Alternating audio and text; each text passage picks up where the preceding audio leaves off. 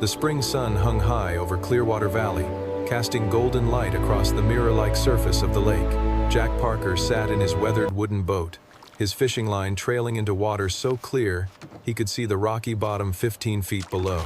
On the dock, his 9-year-old son, Lucas, lay on his stomach flipping through a book about airplanes. Pine trees framed the valley like cathedral walls. Birds called from the branches. Listen closely. The world felt small, I need you to peaceful, stay calm and follow my instructions. Then the sky tore open with a mechanical shriek. A private jet tilted at a sickening angle, black smoke pouring from its right engine. It slammed into the water 200 yards away. Jack dropped his fishing rod and dove. Through the murky cloud of jet fuel, he saw the cockpit sinking. He yanked at the shattered window and pulled a woman free. She coughed violently once, then drew a breath. He had no idea she was Claire Bennett. The next morning, Jack stood in his small kitchen brewing coffee in a dented percolator that had belonged to his father. Sunlight filtered through the lace curtains his late wife had hung 6 years earlier. The cabin smelled of pine and old paper. On the television in the corner, a news anchor spoke in urgent tones about a miraculous survival. The screen showed aerial footage of rescue boats circling the crash site, divers in the water, and Coast Guard helicopters overhead. The banner read, "Billionaire CEO survives jet crash." Jack switched it off before the reporter could say the woman's name. He didn't need to know. Heroes, in his experience, didn't get happy endings. They got complications.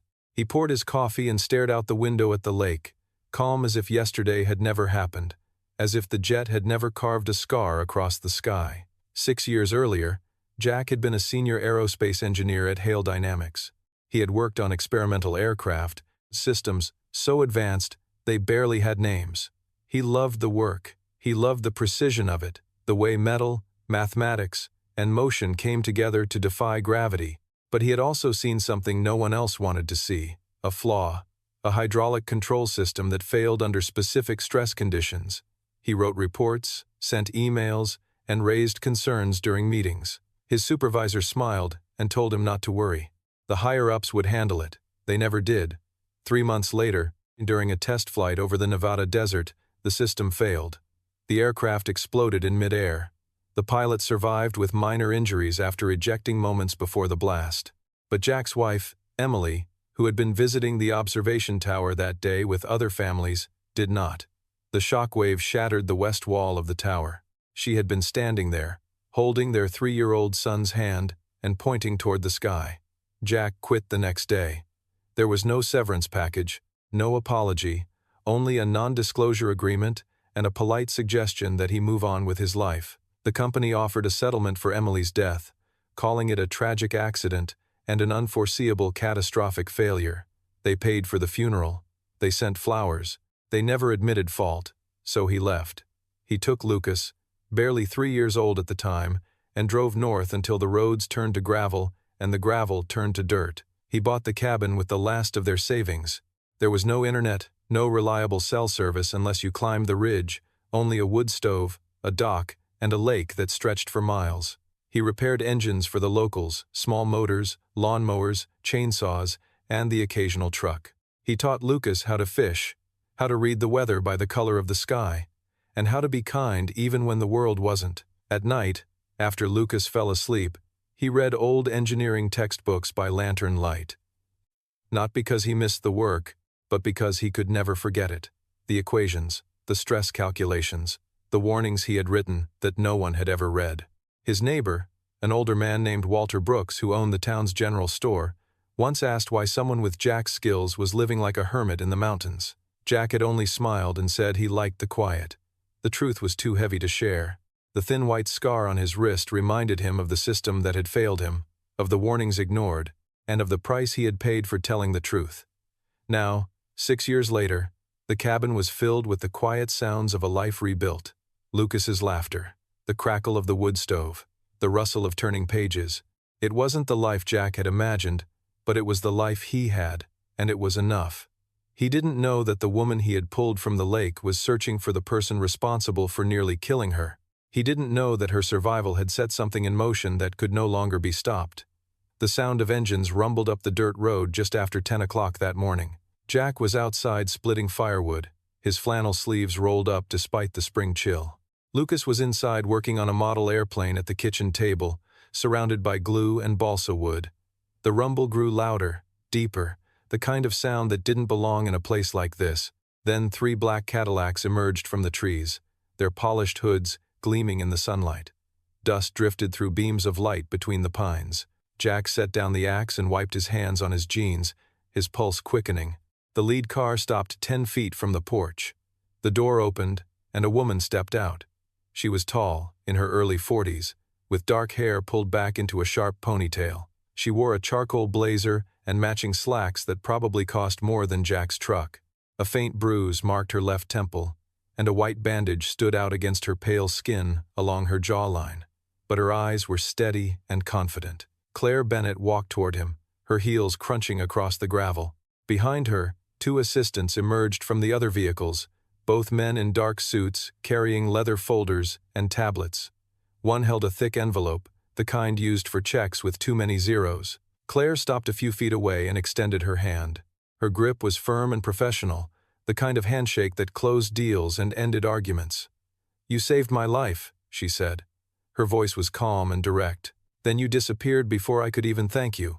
I wanted to do that in person."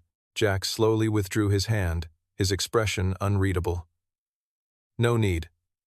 I did what anyone would have done." Claire's lips curved slightly, not quite forming a smile. "Not anyone.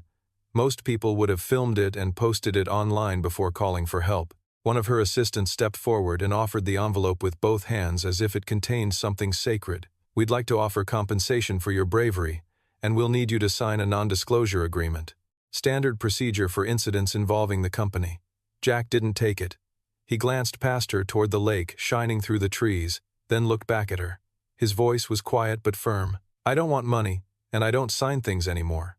Claire tilted her head slightly, studying him the way someone studies a puzzle with a missing piece. There was something in his tone, something old, bitter, and carefully controlled. "You're not curious why my plane went down?" she asked. "Not my business," Jack replied. "It could have been sabotage," Claire continued, watching him closely. "The FAA is investigating. Someone may have tampered with the hydraulic systems." Jack's jaw tightened for only a second, but he said nothing. Claire glanced past him toward the open cabin door. She could see the simple furniture, sturdy and handmade, the stack of firewood beside the stove, and the framed photograph of a woman holding a baby, both smiling. Beside it, pinned to a corkboard, were technical drawings, blueprints, and schematics filled with precise measurements and neat handwritten notes. Claire stepped closer, her eyes narrowed as she focused on the corner of one drawing. The logo was unmistakable. Hale Dynamics. Her breath caught. Her gaze returned to Jack. His face remained unreadable, a mask of calm that barely concealed the tension in his shoulders. For a long moment, neither spoke. Then Lucas appeared in the doorway, clutching his model airplane. "Dad, who are they?" Jack's expression softened immediately. "Just people passing through, buddy. Go back inside." Lucas nodded and disappeared into the cabin. Claire looked at the empty doorway and then back at Jack. Something shifted in her eyes. Recognition, perhaps. Understanding. She nodded slowly as if something had finally clicked into place. "Thank you again, Mr. Parker," she said quietly, using his name for the first time. "If you ever need anything, you know how to reach me." She didn't wait for an answer. She turned and walked back to the car. The Cadillacs reversed down the narrow road, engines humming, disappearing into the trees as smoothly as they had arrived. Lucas stepped back onto the porch. "Dad, why did she come all the way out here just to say thank you?" Jack watched the dust settle in the distance. "She's from a different world, Lucas, not ours." But even as he said it, he knew it wasn't that simple anymore. By late afternoon, the story had spread across the valley and far beyond it. Not the simple version, where a man saved a life and quietly returned home. The twisted version, the version that sold. Someone had leaked a video of the crash, a blurry recording taken by a hiker on a ridge who had been filming the landscape when the jet went down. It showed the impact, the towering plume of water, and a lone figure swimming toward the wreckage. Within hours, the footage had been shared thousands of times. News outlets picked it up. Bloggers analyzed every frame. Then the headlines began multiplying, each one worse than the last. Hero or setup? Questions surround mysterious CEO rescue. Billionaire's crash. Was she lured to a remote lake? The articles speculated wildly. A man living alone in the woods, with no visible career and almost no public history. A billionaire who just happened to crash near his property. Clearwater Valley, which had been Jack's sanctuary for 6 years, became a trap almost overnight. Reporters arrived before noon the next day, renting rooms at the local inn, parking vans along the main road, knocking on doors, and asking neighbors for comments. Walter Brooks's general store became ground zero. Cameras lined the sidewalk. Journalists bought coffee while asking everyone who walked in whether they knew Jack Parker. Walter called around 2 in the afternoon, his voice apologetic and strained. "Jack, I'm real sorry about this. They're saying things, bad things. People are starting to believe them." Jack thanked him and ended the call without saying much else. At the garage where he worked part-time, his boss, Mike Turner, a man who had given him a chance when nobody else would, pulled him aside near the end of the day. Mike looked uncomfortable but determined. "Look, Jack, I don't believe what they're saying, but people are talking. My customers are uncomfortable. I think it's best if you take some time off, just until this blows over." Jack didn't argue. He packed his toolbox in silence, his hands steady, his jaw tight, then walked out to his truck. That evening, while picking up bread and milk for Lucas, he felt the stares. Whispers followed him through the aisles like shadows. A woman pulling a shopping cart stepped aside as he passed and drew her young daughter closer, as if he were dangerous. Near the register, a man in a work jacket muttered loudly enough to be heard. "Probably planned the whole thing. You don't just happen to be there when a billionaire crashes." Jack set his groceries on the counter and walked out without buying a thing. That night, rain hammered against the cabin roof, a relentless drumming that filled every corner of the silence. Lucas sat at the kitchen table pushing food around his plate. His eyes were red. "Dad, why are people saying you're bad?" Jack looked across the table at his son, the boy who had lost his mother before he was old enough to remember her clearly, the boy who had never asked for any of this. He wanted to explain that the world often preferred lies because they were more entertaining than the truth. He wanted to explain that people believed whatever made them feel certain, even when certainty was built on nothing. But he didn't say any of that. Instead, he reached across the table and squeezed Lucas's hand.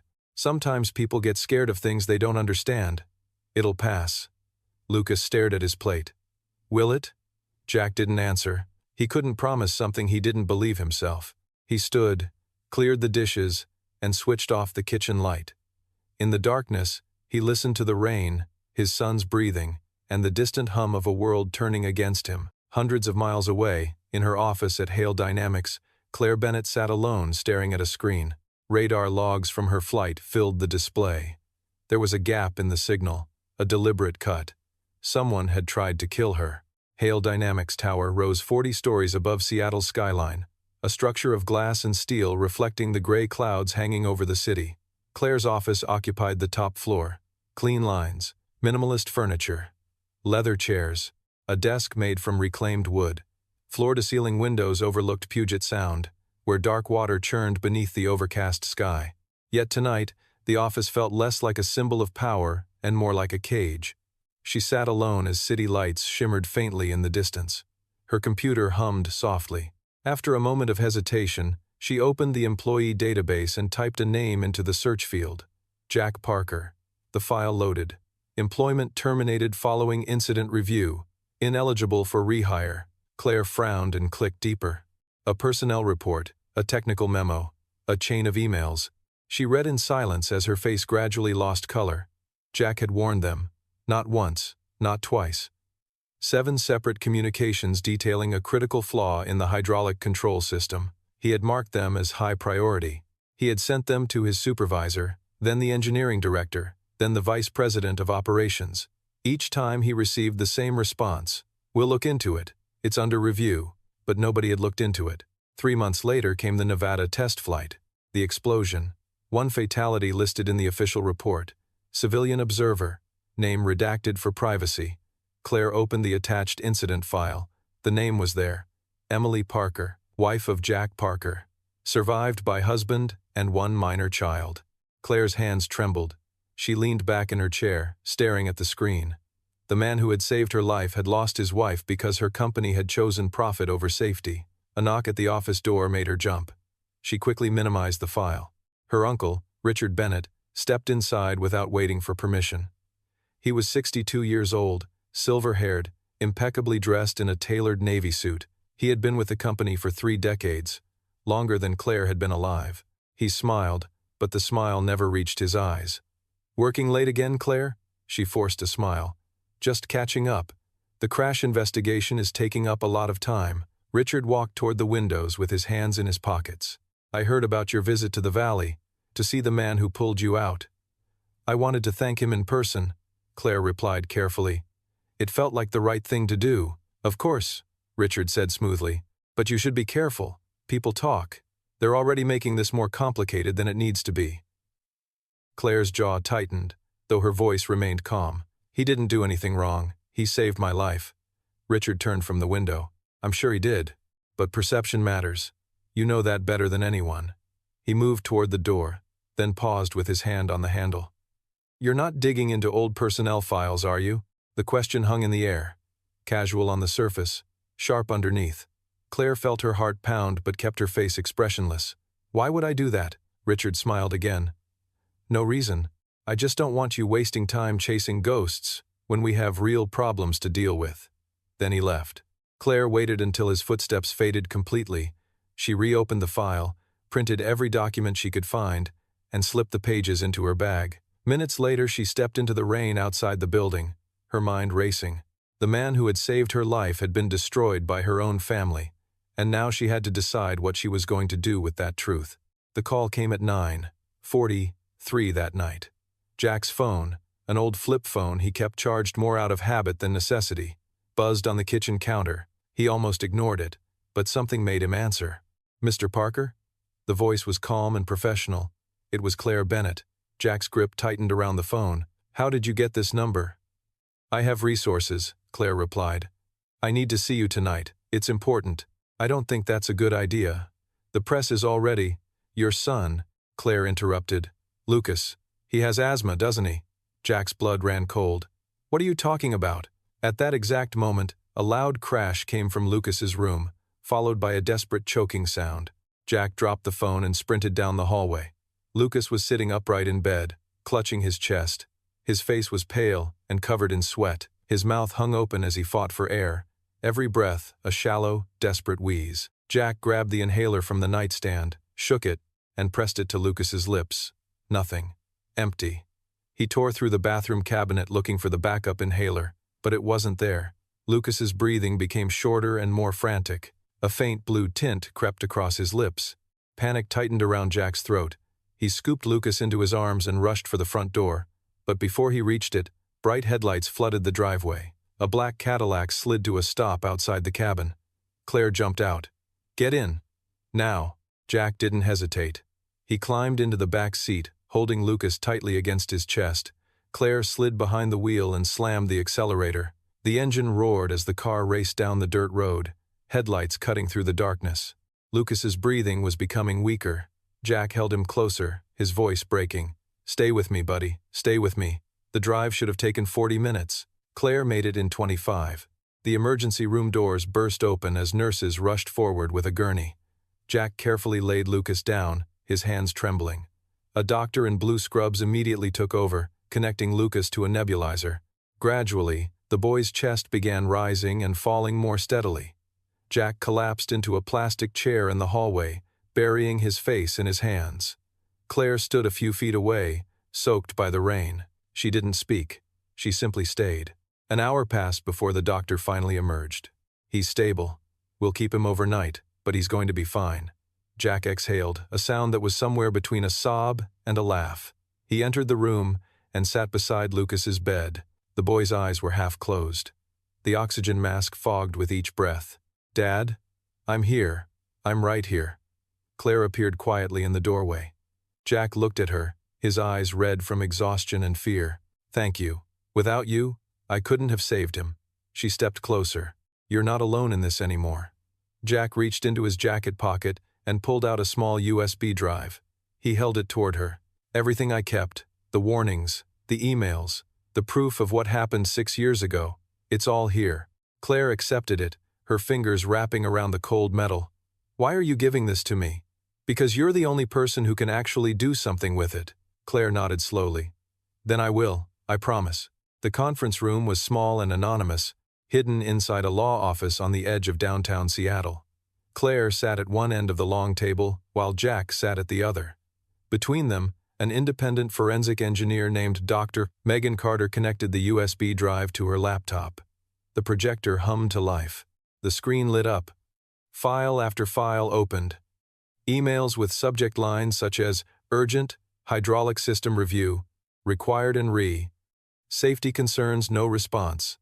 Scanned pages of handwritten notes, technical drawings covered in red annotations, photographs of cracked metal components, test data showing failure rates far beyond acceptable limits. Dr. Carter reviewed everything in silence, her expression growing darker with each document. She opened one email Jack had sent to his supervisor. Hydraulic control system demonstrates catastrophic failure under sustained load. Recommend immediate grounding of all units pending redesign. The response arrived 3 days later and consisted of a single sentence. Your concerns are noted. Continue with scheduled production. Dr. Carter opened another file, a memo from the engineering director to the executive team. Minor technical issue flagged by junior engineer. Cost of recall estimated at $2.3 billion. Recommend internal review only. She leaned back in her chair and finally looked up. This is devastating evidence. Whoever approved these systems knew they were unstable. They knew people could die. Claire's voice was barely above a whisper. Who approved it? Dr. Carter opened a scanned approval form. At the bottom sat a signature written in blue ink. Richard Bennett. The room fell silent. Jack leaned back, his expression unreadable. Claire stared at the screen, both hands flat against the table. He approved it to avoid a recall, Dr. Carter said. A recall would have cost the company billions, so he buried the reports and pushed the aircraft into production anyway. She glanced toward Jack. He made sure the blame landed elsewhere. He blamed the pilot, and when that wasn't enough, he made sure the person who warned everyone couldn't warn anyone else. Jack's voice was flat and emotionless. They fired me the day after the explosion. They told me if I spoke to anyone, they'd sue me and make sure I never worked again. Claire rose abruptly and walked toward the window. Rain streaked the glass. If I go public with this, she said slowly, it will destroy the company. Thousands of people could lose their jobs. My family's name will be ruined. Jack's voice cut through the silence. And if you don't, more people will die. She turned toward him. His eyes were steady, not angry, not accusing, just honest. Claire nodded.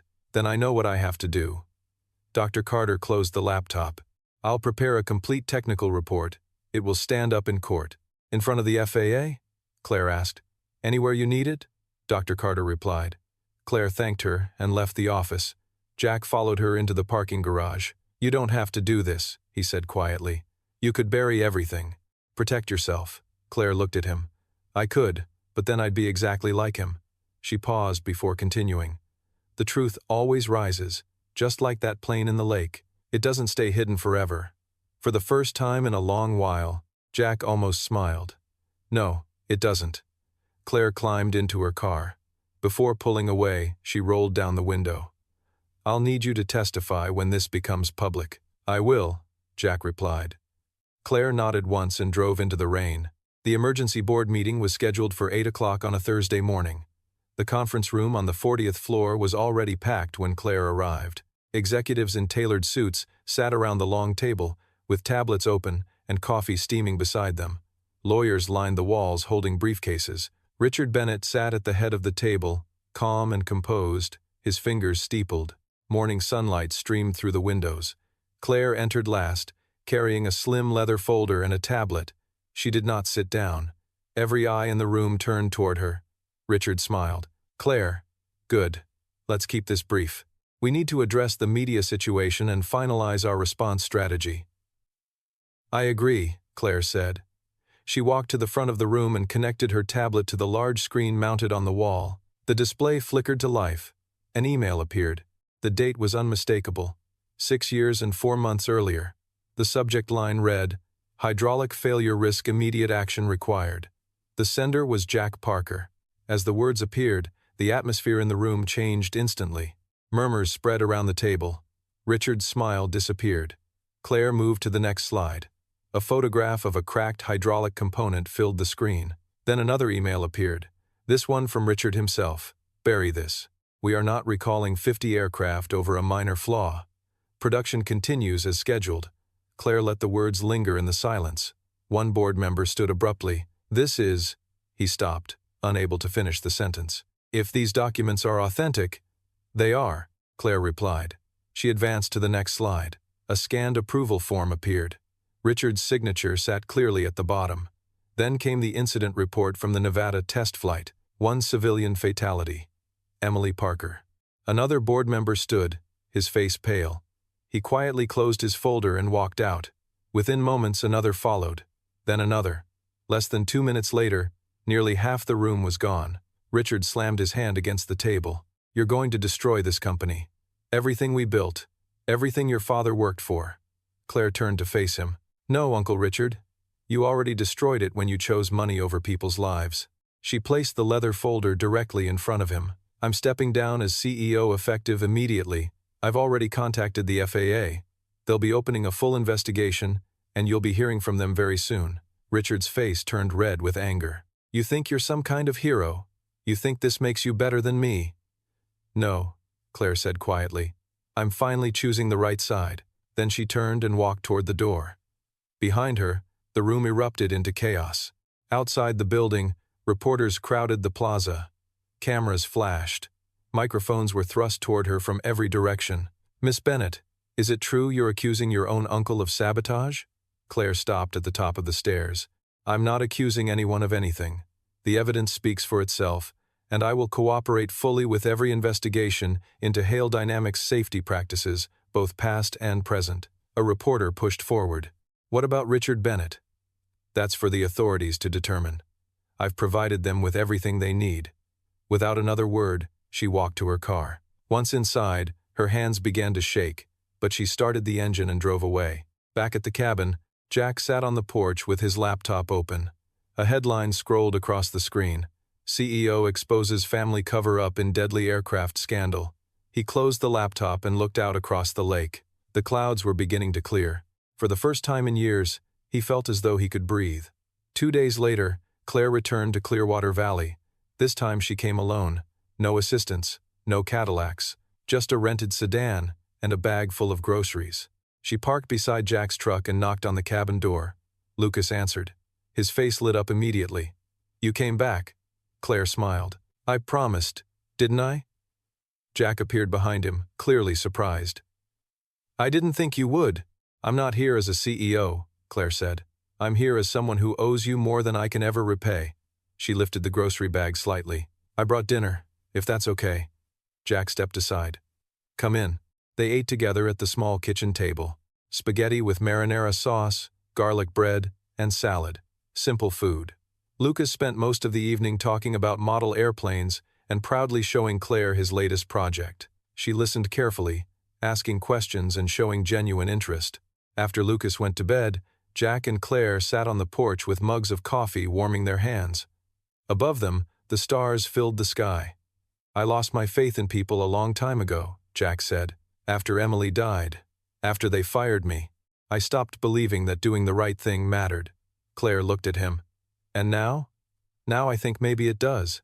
Because of what you did, you risked everything. Your career, your family. That's not nothing. Claire shook her head. I didn't do anything you wouldn't have done. You did more, Jack said. You listened. You believed me. You chose truth over comfort. Claire stared out across the dark lake. I keep thinking about your wife. About Emily. I can't undo what happened to her, but I can make sure it never happens to anyone else. Jack's voice softened. You already have. Claire stood to leave. At the door, she turned back toward him. There's a position opening. Head of Safety and Compliance. It's not glamorous, but it's important, and I can't think of anyone better for it. Jack hesitated. I don't know if I'm ready for that world again. You don't have to decide now, Claire said. Just think about it. She walked toward her car. Before she got inside, Jack called after her. Claire. She stopped and turned. You gave my wife justice. Thank you. Claire's eyes glistened, but she refused to let the tears fall. She simply nodded before driving into the night. Jack stood on the porch watching the taillights disappear. For the first time in 6 years, the weight on his chest felt a little lighter. The next morning, the Cadillacs returned. All 3 of them. But this time they didn't represent power. They carried hope. Claire stepped out wearing jeans and a simple sweater. Lucas ran across the yard to greet her, grinning from ear to ear. "Did you bring more books?" "I did," Claire said with a laugh. "And something else." She handed Jack a folder. Inside was a contract. Consultant position, safety advisor, flexible hours, competitive salary, and a clause at the bottom that immediately caught his attention. All safety recommendations shall be implemented without executive override. Full authority on safety decisions. Jack looked up. "You're serious?" "Completely," Claire replied. "The company needs someone who isn't afraid to tell the truth. Someone who has already proven they'll fight for what's right. That person is you." Jack glanced at Lucas, who was watching with wide eyes. "Dad, you should do it." Jack smiled faintly. "You think so?" "Yeah. You're good at fixing things. Maybe it's time to stop hiding." Jack swallowed hard. Then he looked back at Claire. "I'm not good at boardrooms or politics." "Good," Claire said. "I'm not looking for a politician. I'm looking for an engineer. Someone who sees what everyone else misses." Jack took a slow breath. Then he nodded. "Okay, I'll do it," Claire smiled. Together, the 3 of them walked down to the lake. The water was calm and still. Claire stood at the shoreline. "This is where it all started. Where you pulled me out." Jack stepped beside her. "And where you pulled me out, too." Lucas tossed a stone across the water and watched the ripples spread outward. "Do you think people can change?" Claire looked at Jack, then back at the boy. "I think people can try. Sometimes that's enough." A breeze swept across the lake. Sunlight broke through the clouds. Claire turned toward Jack. "You saved me from the water. Now I'm helping pull you out of the dark." Jack smiled. "Guess we're even." Claire laughed softly. "Not even close, but it's a start." 1 year later, the Hale Safety Foundation celebrated its grand opening at its newly renovated headquarters. The building was smaller than the old corporate tower, built from reclaimed wood and surrounded by floor-to-ceiling windows designed to fill every room with light. Inside, a large crowd had gathered: engineers, safety advocates, families of crash victims, whistleblowers who had once been silenced, aerospace students, journalists carrying cameras. Claire stood at the podium wearing a tailored blazer, her hair down around her shoulders. She looked out across the audience and began to speak. "1 year ago, I nearly died. Not because of bad luck, not because of an act of God. I nearly died because people in positions of power chose profit over safety. They chose silence over truth." She paused, allowing the words to settle. "One man chose differently. 6 years ago, Jack Parker warned my company about a critical flaw that would cost lives. He did everything right, and for that, he was punished. He lost his job. He lost his wife in the very tragedy he tried to prevent." Her eyes found Jack sitting in the front row beside Lucas, who now wore a button-down shirt and looked older than his years. This foundation exists because of people like him. People who refuse to stay silent when they see something wrong. People who believe that doing the right thing matters, even when it costs them everything. The room erupted into applause. People rose to their feet. Behind Claire, a large screen displayed headlines from around the country. Richard Bennett indicted on 12 counts of corporate negligence. Hale Dynamics announces independent ethics board. Families of crash victims praise company transparency. Claire stepped away from the podium and approached the edge of the stage.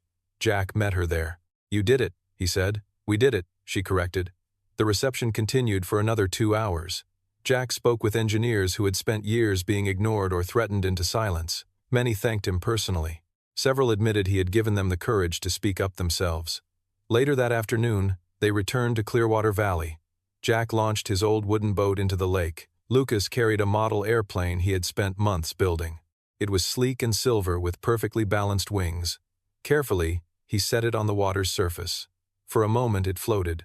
Then a gust of wind caught it, and it began gliding smoothly across the lake. Claire stood on the shore with her hands in her pockets. "You know," she said, "I used to think power meant control, being the person in charge. And now?" Jack asked. "Now I think power is about letting go, about trusting other people to do what's right." Lucas ran back from the shoreline, his shoes wet and his face glowing with happiness. Jack pulled him close. The three of them stood together as the sun slowly began to set. Golden light turned amber, reflecting across the water in shimmering waves. Claire spoke quietly. Sometimes the most valuable thing isn't saving someone's life. It's being forgiven. Jack looked at her. You didn't need forgiveness. You needed courage, and you found it. Claire smiled. The past hadn't disappeared. The pain hadn't vanished. But for the first time, the future felt possible. The lake shimmered beneath the evening sky. The horizon stretched wide and clear, and the light dancing across the water looked a lot like hope.